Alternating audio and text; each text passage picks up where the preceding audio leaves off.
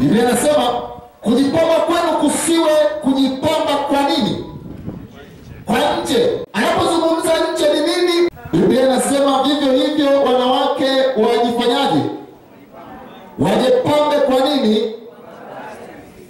Wajipambe kwa mavazi ya kujistiri. Ukiishia hapo alafu taendelea wakati tunaendelea na fungu hili. Neno kujipamba kwa lugha ya Kiyunani lina maana ya kosmeo. Yaani linamaanisha kupanga ama kuweka vizuri. Kwa hiyo Mtume Paulo anaposema kujipamba kwenu, ana maana ya kwamba kujiweka kwenu vizuri. Bwana asifiwe. Kujiweka vizuri, kujipanga vizuri, kusiwe tu kwa hivyo, yaani kuwe na utaratibu ulio mzuri. Huyu anaposema kujipamba, neno linamaanisha kujipanga, kujiweka vizuri kwa muonekano wa Kikristo, ambalo kunafanya huyu mtu afanye awe anapojipanga afikirie yafuatayo kama nilivyosema.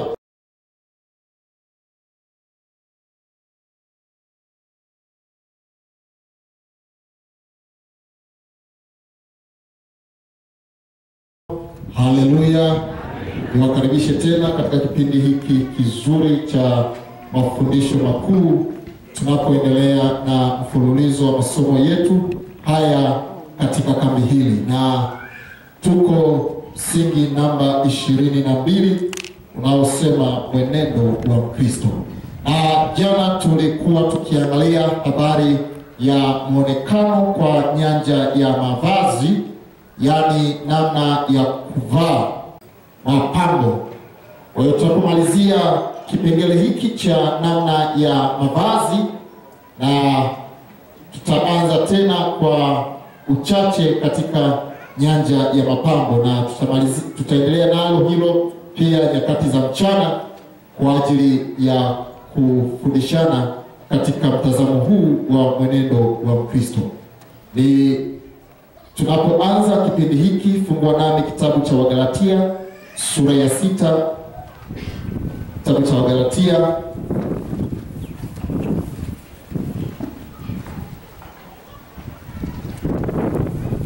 Wagalatia 6, nitaanza fungu lile la 16. Kitabu cha Wagalatia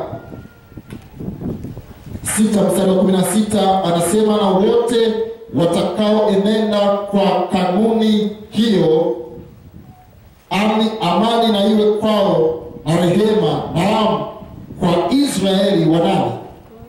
Wa Mungu. Katika neno lile Israeli wa Mungu, weka kwa Mkristo iliweka hapa. Bwana asifiwe. Nitarudia tena, anasema na wote watakaoenenda kwa kanuni hiyo, amani na iwe kwao na rehema, naam kwa Wakristo wa leo. Haleluya.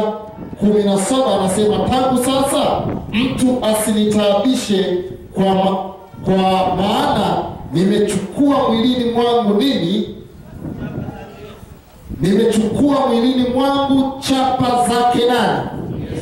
Na tunapozungumza habari ya muonekano wa mwili, kumbuka ya kwamba katika mavazi unayoyavaa, kumbuka uliyebeba katika maisha yako ni nani. Paulo anasema ya kwamba mtu asinitaabishe kwa muonekano wowote ule, asinitaabishe kwa namna ya kunishawishi kwa gharama yoyote, maana mwilini mwangu nimezibeba chapa za nani? Za Yesu. Na ikiwa nitagundua ya kwamba nimezibeba chapa za Kristo, hata katika kuvaa kwangu kutawakilisha utambulisho nilionao. Muktadha wa muonekano wa mavazi unaleta mtazamo kama tulivyosema wa kusitiri. Neno kusitiri ni aibu, kuificha aibu. Vazi la kusitiri lina maana ya kuweka aibu katika namna ya usafi, uzuri, heshima, nidhamu na kuvutia kwa muonekano wa Kikristo. Uonekane ya kwamba umevaa katika muonekano mzuri ulio wa Kristo. Uzuri wa mwanamke na mwanaume haujajengwa juu ya mavazi, umejengwa juu ya tabia na heshima ya muonekano wake wake, na hivyo hata anachokivaa kitaonyesha kile ambacho amekiweka katika akili zake, kile ambacho kimeujaza moyo wake. Hivyo kuonyesha viungo vilivyo na aibu haionyeshi uzuri. Kuonyesha viungo ambavyo vimekatazwa kuonekana na watu wengi haionyeshi uzuri, bali inaonyesha uharibifu wa matendo ya maisha yake. Kuvaa mavazi ya adabu. Neno adabu katika kamusi ya Kiswahili linamaanisha heshima. Kuvaa kwa adabu. Katika kamusi nyingi ama kamusi ya Kiswahili imelitohoa katika neno linalosema heshima. Lakini si hivyo, sifa njema, staha kwa Mungu na muonekano kwa wanaoabudu. Kwa hiyo ukiambia kwamba vaa kwa adabu, ana maana hizi ya kwamba uvae kwa heshima na uvae kwa sifa njema, lakini pia staha kwa Mungu unayemwabudu. Si hivyo tu, katika kuvaa kwa adabu kuna kitu nilichokisema jana, usivae kwa kulazimishwa, ya kwamba uvae lakini moyo wako haujataka. Na ndipo nakuja katika kipengele cha 3 kinachosema moyo wa kiasi, ambao utakuwa na ukweli ndani yake. Neno la Kiyunani lililotumika, neno la moyo wa kiasi ni sophrosure, ambalo lina maana yenye busara na yenye umakini, lakini na utaratibu. Kwa hiyo mwanadamu Kristo anapovaa kwa namna ya kiasi, anamaanisha ya kwamba amevaa kwa busara, lakini amevaa kwa umakini na amevaa kwa utaratibu. Bwana Yesu asifiwe sana. Sasa tunaingia katika fungu ambalo mtu mmoja ametumia message jana ya kwamba sasa kujipamba, si Paulo amesema kujipamba kwenu kusiwe kwa. Kitabu cha Timotheo wa kwanza sura ya 2 mstari wa 9 mpaka wa 10. Timotheo, fungu linalojulikana sana. Timotheo wa kwanza sura ya 2. Anayepata anaweza kusoma.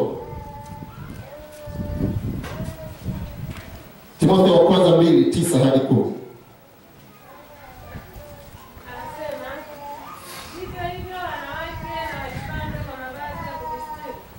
Biblia inasema vivyo hivyo wanawake wajifanyaje?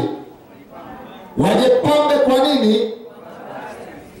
Wajipambe kwa mavazi ya kujistiri. Ukiishia hapo alafu taendelea wakati tunaendelea na fungu hili. Neno kujipamba kwa lugha ya Kiyunani lina maana ya kosmeo, yaani linamaanisha kupanga ama kuweka vizuri.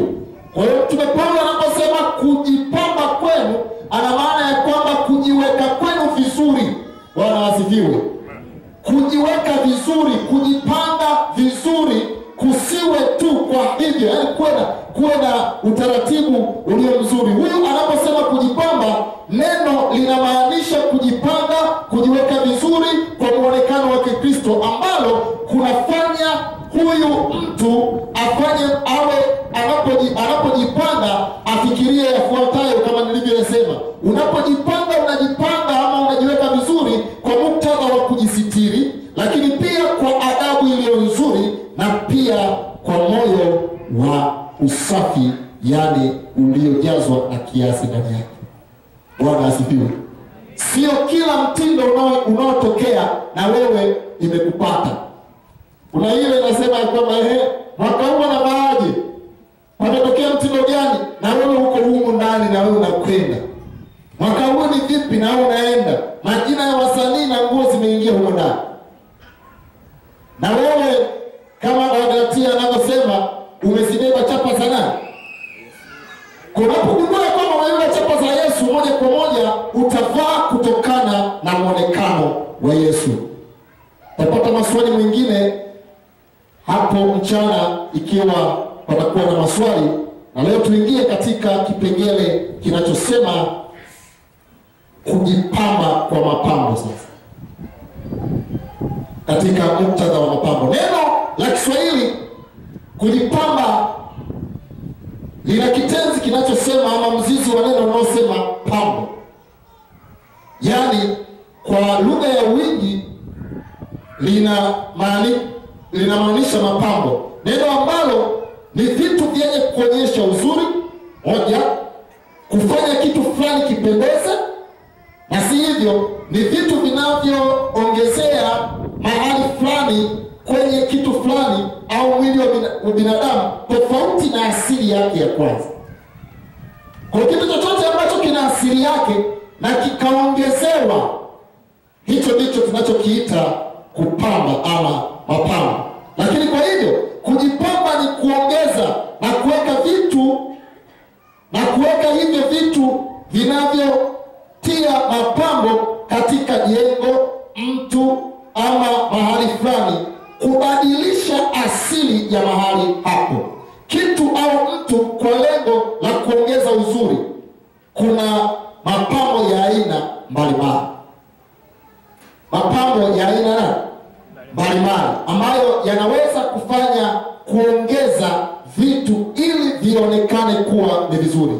Vitu hivyo vinaitwa vito vya mapambo, ambavyo vinatokana na madini yafuatayo: madini ya dhahabu, almasi, fedha na kadhalika.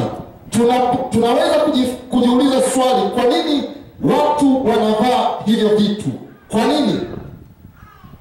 Kuna sababu mbalimbali zinazowafanya watu wavae hivyo vitu. Kwa mfano, hivyo vitu vinavyovaliwa: mikufu, pete, bangili, hereni na kadhalika. Sababu hizo zinazowafanya wavae ni sababu zifuatazo: utambulisho wa jinsia. Kimwona mtu amevaa vitu kama hivyo, ana sababu ya kutambulisha jinsia aliyonayo, aidha jinsia ya kike ama ya nini, ya kiume. Lakini pia anaonyesha uzuri. Sababu zinazosababisha jipambe kwa namna hiyo, anaonyesha ya kwamba na mimi ni mzuri kati ya wazuri duniani. Kwa hiyo anaviweka hivyo vitu ili aonekane kuwa ni mzuri. Sababu nyingine ni sababu ya ibada. Anasema kuabudu katika namna ya miungu ya dunia hii, anaweka hapo ili apate kuabudu vizuri, kama ishara ya ibada anapoweka mapambo kama hayo. Ishara nyingine ni ishara ya utambulisho wa kijamii. Sehemu fulani ambayo utaikuta wanasema jamii hiyo wanajipamba kwa namna hiyo. Kwa mfano kule Uarabuni wanajipamba kwa namna ya tamaduni na jamii inayowazunguka. Lakini pia kujipamba huko kunaleta kwa namna ya kujiamini, na watu wamejiwekea vitu aidha pete ama hereni kwa namna ya kujiamini titi, na anapoweka hiyo kwa lengo la ulinzi wake. Lakini pia wanajipamba hivyo kwa namna ya alama ya utajiri na ulinzi, kwa namna ya utajiri na nini na ulinzi. Nakuta mtu anakwenda kutafuta fedha, kutafuta mali kwa namna ya kishirikina, na hivyo ataambiwa na yule aliye daktari wa kishirikina, anaambia utakapotupa hicho nilichokupatia, utakapokivua basi utakuwa umeharibikiwa kabisa. Lakini pia ni alama ya utambulisho wa madaraja kwa baadhi ya jamii. Kwa kuna watu ambao wanaonyesha ya kwamba ili utambue ya kwamba huyu mtu ana cheo fulani, utakuta amejipamba kwa namna yake na mapambo kama hivyo nilivyoyasema. Je, Biblia inasemaje juu ya sababu hizo ambazo nimezitaja hapo juu? Biblia inasemaje kwa watu wanaovaa vito ama vitu kama hivyo? Kwa wale wanaovaa vito kwa utambulisho wa jinsia haitambulishi kwa kuvaa vito. Moja, uumbaji wa Mungu unaonyesha kutambulisha jinsia. Soma kitabu cha Mwanzo 1:27. Mungu akamuumba mtu kwa mfano wake, na kwa mfano wake alimuumba nani? Mwanamke na nani? Kwa utambulisho wa kijinsia unatokana na utambulisho ambao Mungu mwenyewe ameufanya. Mungu akamfanya mwanamke na mwanaume kwa mfano wake. Hakuweka kitu chochote isipokuwa kaweka asili yake kwa huyu mwanadamu. Kwa utambulisho wa kusema ya kwamba kwa namna ya jinsia aliyonayo, kuumbwa tu na Mungu kwa alama Mungu alizoziweka katika mwili wake, inatosha kumtambulisha ya kwamba huyu ni wa jinsia gani. Lakini kwa ustadi wa ajabu wa kazi ya Mungu, mwanadamu inadhihirika wazi kwamba mtu huyu wa jinsia ya kike ama ya kiume hatakiwi kuongeza chochote, kwa sababu zifuatazo. Mwanamke na mwanaume si mnawafahamu tu? Akisimama mwanamke hapa na mwanaume hapa, si unaelewa kwamba huyu ni mwanamke na huyu ni nani?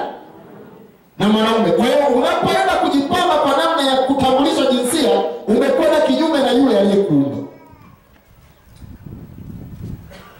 Namo mwaka wa 40 BK, mwanasaikolojia mmoja wa Kimarekani anaitwa Abraham alisema, uvaaji wa vito kwa miaka mingi umekuwa ukifanywa kwa lengo la kuvutia watu wa jinsia nyingine kwa lengo la kufanya mapenzi. Aliweza kuweka article yake hiyo. Lakini Petro wa kwanza 3:4 inasema, Petro wa kwanza 3:4 inasema, Biblia inasema kujipamba kwenu kusiwe kujipamba kwa nini? Kwa nje. Kujipamba kwenu kusiwe kujipamba kwa nini? Kwa nje. Anapozungumza nje ni nini? Mwili unaoonekana, macho, masikio, pua, mdomo na kila kitu. Anasema kujipamba kwenu kusiwe kwa nini? Kwa nje, yaani kusuka nywele, na kujitia dhahabu, kuvalia mavazi, bali kuwe utu wa nini? Wa moyoni usioonekana, katika mambo yasiyoharibika, yaani roho ya nini? Ya upole, utulivu, iliyo na thamani kuu mbele za nani? Mbele za Mungu.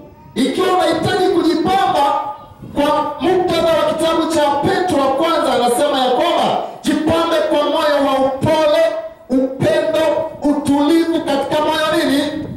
Moyo wako, ambapo hivyo vitu vinavyopambwa katika moyo wako havina uharibifu hata kidogo. Lakini dhahabu, fedha, thamani yoyote unaoipamba baadaye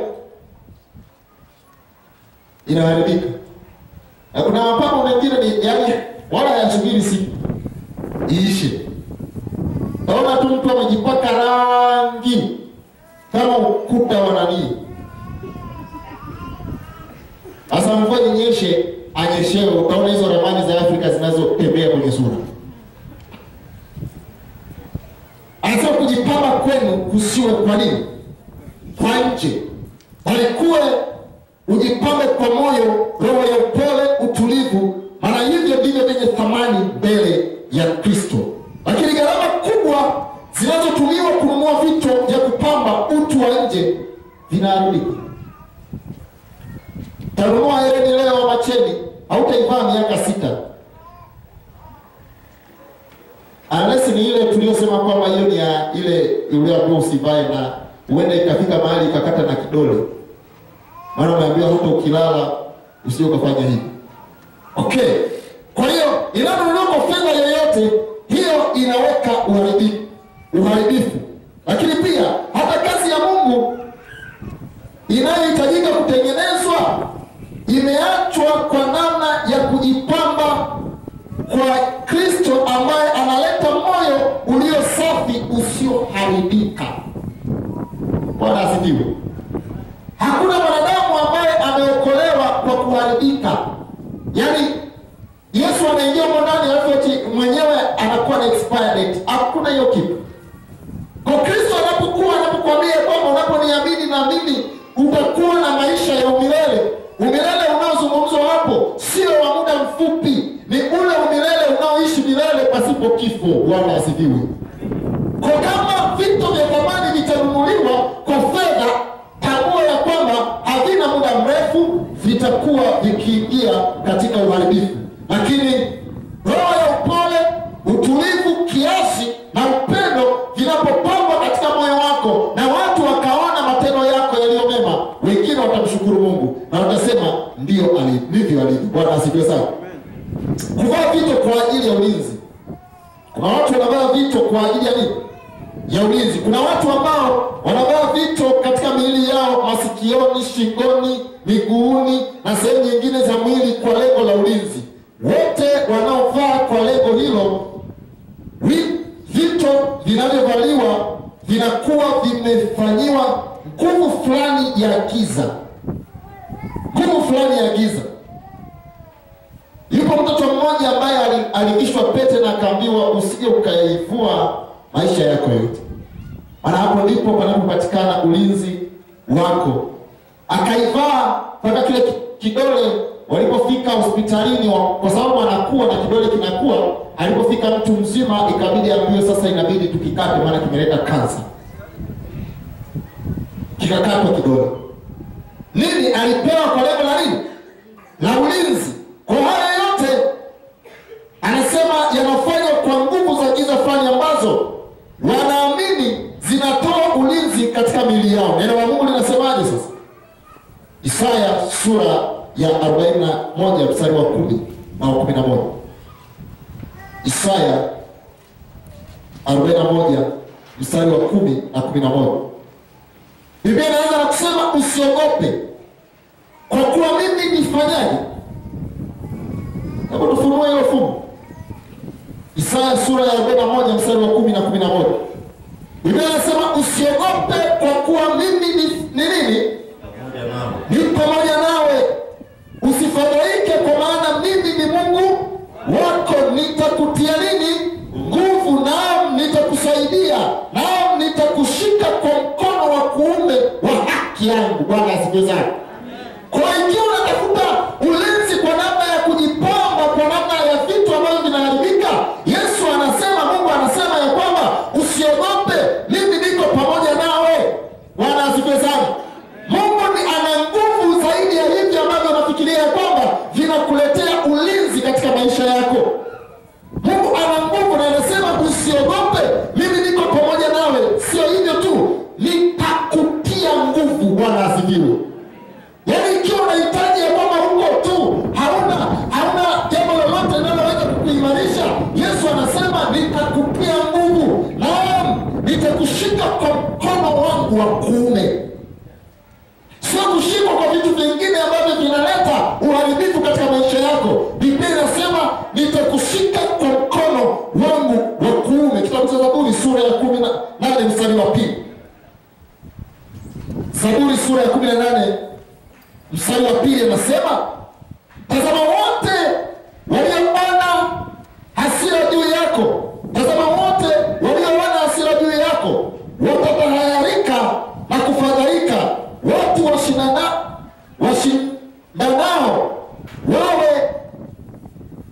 nawe watakuwa si kitu na kuangamia. Wale ambao wanafikiria kwamba wataweka vita juu yako, Yesu anasema ya kwamba hao kwangu watakuwa si kitu, lakini mwisho wake watafanya nini? Wataangamia. Katika kitabu cha Zaburi hii 27 mstari wa 1 anasema, Bwana ni jabali langu. Haleluya. Zaburi sura ya 27 mstari wa 1 anasema, Bwana ni jabali langu, boma langu, mwokozi wangu, Mungu wangu, mwamba wangu, niliye mkimbilia, ngao yangu na pembe ya wokovu wangu na ngome yangu. Bwana asifiwe sana. Ikiwa utapewa vitu ambavyo vitaweza kuleta ulinzi, Mungu anasema mimi ni zaidi ya hivyo unavyovitegemea. Wale wote ambao wanavaa vitu vya thamani kwa lengo la ulinzi, tayari Mungu amekwenda kuleta ulinzi zaidi ya vile unavyofikiria. Lakini Mithali anaposema ya kwamba Bwana ni nuru yangu, Mithali 18 mstari wa 10, Bwana ni nuru yangu na wokovu wangu, nimwogope nani? Bwana ni ngome yangu na uzima wangu, nimhofu nani? Zaburi 34 mstari wa 18, jina la Mungu ni ngome imara, wenye haki kuikimbilia akawa salama. Zaburi anazungumza hivi. Bwana ndiye ngome na maisha yetu siku zote. Vitu vinavyovaliwa kwa lengo la ibada. Nitoa sababu kwa nini watu wanavaa vitu kwa kujipamba. Wengine tumeshaona ya kwamba kwa lengo la kutambulisha jinsia na utambulisho wa Kristo aliyeweka tu katika maisha yako, kwamba utofauti kati ya mwanamume na mwanamke unatosha kukutambulisha ya kwamba wewe ni jinsia gani. Lakini si hivyo, wanaojipamba kwa lengo la ulinzi, tayari Mungu anajitambulisha kwako aliye muumbaji, na anasema ya kwamba mimi niko pamoja nawe, usiogope. Sasa wanaofaa kwa lengo la ibada gani? Wana maana ya kuweka utambulisho kwa miungu yao baada ya kuonekana mbele, na la sivyo watakuwa wakiangamizwa ama kupatishwa shida. Je, Mungu anasemaje? Anakataza jambo hili kwa mkatazo mkuu katika amri yake ya pili, usiwe na miungu mingine ila nani? Utakapovaa kwa lengo la kwenda kwenye mbuyu na kufanya ibada umevaa vidude visivyoeleweka, Mungu amekataza na kusema ya kwamba usiwe na miungu mingine ila mimi. Isaya 40 mstari wa 18 na 19, neno la Mungu linasema, basi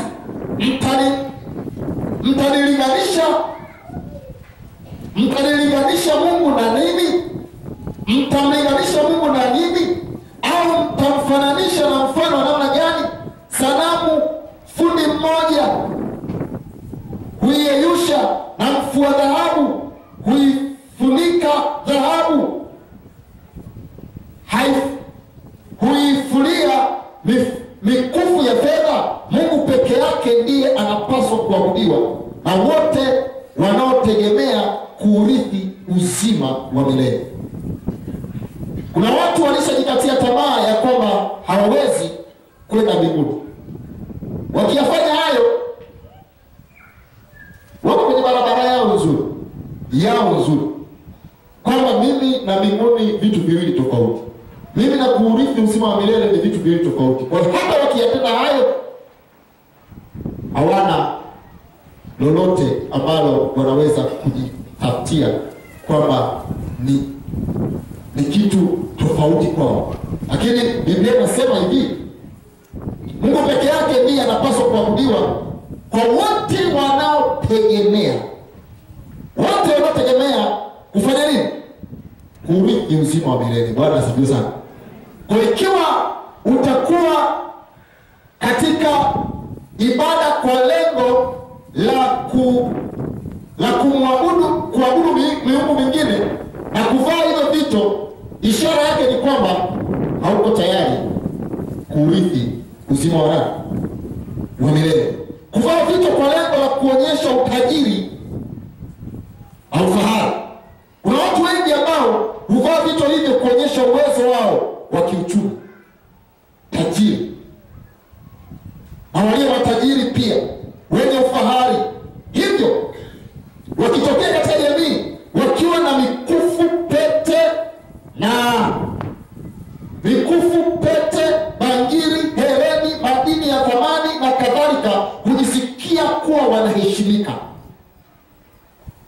Wakitokea katika jamii na wanapewa vitu vya mbele kabisa kwa sababu wamevaa hivyo vitu vya thamani, kwa sababu ya kutambulisha utajiri walio nao. Wapo kutukuzwa na watu na jamii inayowazunguka na kujisikia ufahari. Hata Wakristo hawako nyuma kwa jambo hilo. Kwa nini nafikiri kwamba ni sisi tuko nyuma?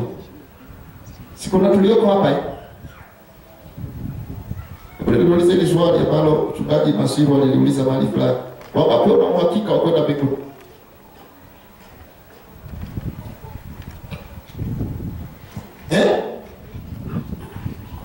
Wana uhakika wa kwenda mbinguni?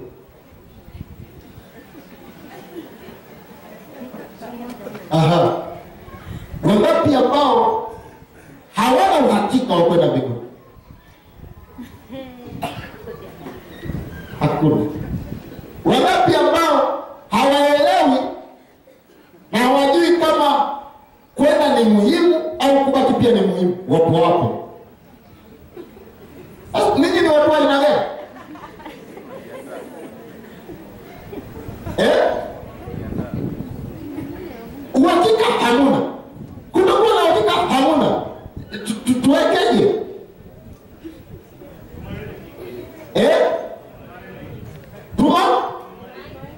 arudia tena swali lao. Wangapi wana uhakika wa kwenda mbinguni? Mpaka mfanywe effort. Kwenda mbinguni mpaka mfanywe effort. Hivi Waebrania anasemaje? Imani ni kuwa na nini? Mbona umekaa hapo na huna uhakika? Na imani unafanya nini? Hauna. Unakaa hapo kufanya nini sasa? Kwa nini unaabudu? Wengine wanasema ninaabudu kwa sababu tu nimepewa tu siku ya leo kupumzika. Kwa sababu nimefanya nini? Lakini hapa anachosema kama kuna uhakika kwa wale wote wenye uhakika, imani anasema imani ni kuwa na uhakika. Bwana asifiwe sana. Na uhakika hanao mtu mwingine, unao wewe mwenyewe kwa maisha yako. Bwana asifiwe sana. Kwa matendo na maneno yako ni uhakika halisi ya kwamba je, ninakwenda au nafanya nini? Watu wamekasirika. Wamechanganyikiwa. Hawaelewi. Kuna Mungu anasema hivi ya kwamba Mungu pekee yake anapaswa kuabudiwa kwa wote wanaotegemea. Bwana asifiwe. Wote wanafanya nini?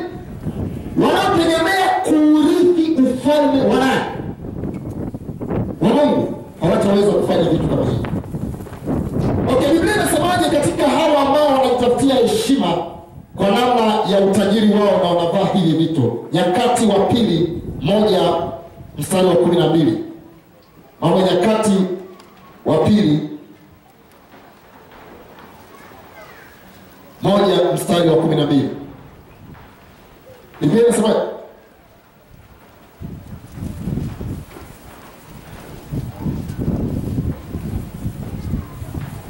Nyakati wa pili 1:12. Neno la Mungu nasema, ndio, basi hekima na maarifa umepewa, nami nitakupa mali na utajiri na utukufu kupita walivyokuwa navyo wafalme wote waliokuwa kabla yako, wala baada yako unapata kuwa na mtu atakayekuwa navyo. Bwana asifiwe. Mungu ametupa nini? Ametupa hekima, maarifa na nini? Mali, utukufu ambavyo niliwapatia. Hakuna ambaye atakudanganya ya kwamba njoo hapa nikupatie mali. Mali. Na ukimwangalia yule anayekupa mali, kwamba ukifika kuja mayai fulani, ukimwangalia ukienda huko yuko porini na amefunikwa tu na vitambaa, hata mvua ikija inamnyeshea. Kwa Mungu anasema katika Nyakati, anasema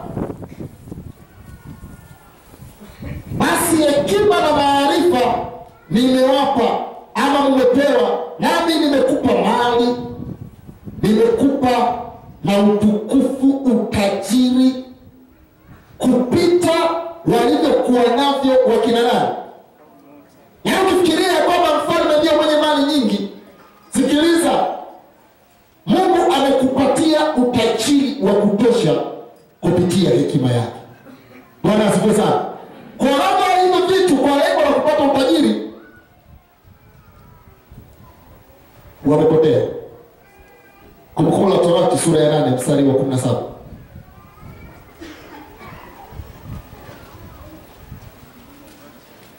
Kumbukumbu la Torati sura ya 8:17 tunapohitimisha kipindi chetu. Neno la Bwana linasema, hapo usiseme moyoni mwako, nguvu zangu na uwezo wa mkono wangu ndio ulionipatia utajiri huo. Endelea. 18. Bali utamkumbuka Bwana. Bali utamkumbuka nani? Bwana Mungu wako. Maana ndiye akupaye nguvu za kupata utajiri, ili alifanye imara agano lake alilowapa baba zako kama hivi. Bwana asifiwe sana. Mali na utajiri zinapatikana kupitia nguvu ambazo Mungu amekupatia na wala sio kucheza diko. Bwana asifiwe. Umekaa tu unacheza kwenye simu. Toka nenda ukafanya nini? Nenda kufanya kazi kama Mungu alivyokupatia, maana ndiko kunapopatikana utajiri wako. Bwana asifiwe. Naona watu wanacheka. hivyo. Na mali yoyote inayopatikana pasipo kutumia nguvu ulizopewa na Mungu, hizo mali si halali. Haleluya. Bwana asifiwe. Kumbukumbu la Torati hilo 10, fungu langu la mwisho tunapokwenda katika kipindi kingine. 10 mstari wa 21. 10 mstari wa 21. Ndio. Yeye ndiye fahari yako. Yeye ndiye fahari yako. Na yeye ndiye Mungu wako. Yeye ndiye Mungu wako. Aliyekutendea mambo haya makubwa. Aliyekutendea mambo haya makubwa ya kutisha uliyoyaona kwa macho yako. Uliyoyaona kwa macho yako. Bwana asifiwe sana. Amen. Fahari na heshima inapaswa kuonyeshwa kwa kumshukuru Mungu, kumheshimu Mungu, kumpenda na kumwabudu kwa namna ya heshima na unyenyekevu, ukijua ya kwamba Mungu ndiye mpaji. Bwana asifiwe sana. Haleluya. Jana tuendelea kwamba vitu vinavyovaliwa kwa namna ya daraja. Kuna wengine wamekuwa viongozi katika jamii fulani, wamepewa na vitu vya thamani vya kufanya vya kuvaa. Je, Biblia inasema nini katika hili? Bwana Yesu asifiwe sana. Kwa hiyo kwa kupata utajiri hakuji kwa kuvaa, kupewa, ila Mungu mwenyewe anasema kwa kupatia nguvu na akili na maarifa aliyokupatia, hiyo inatosha kutambulisha ya kwamba utajiri unatoka kwake. Bwana Yesu asifiwe sana. Bwana asifiwe sana. Utajiri unatoka wapi? Tusimame tuombe.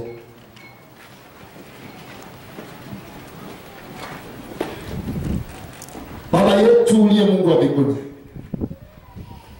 tunakushukuru mno kwa asubuhi ya leo. Tunapoingia katika mwenendo wetu wa maisha yetu halisi, tunakusihi uwe pamoja na sisi. Somo hili ninaomba Baba likatafakarike tena katika vichwa vya watakatifu wako, ili kupitia bendera walioibeba katika mioyo yao wakaonyeshe utukufu kwa watu wengine. Kama ulivyotuita ya kwamba waliwachapa za Kristo, tuonyeshe ya kwamba namna unavyotujali katika maisha yetu. Tupatie yale ambayo unahisi ya kwamba ni hitaji letu la kila siku. Tunapoendelea na kipindi kingine, Yesu tupatie uwezo tena wa kuweza kuyafahamu katika jina la Yesu. Amen.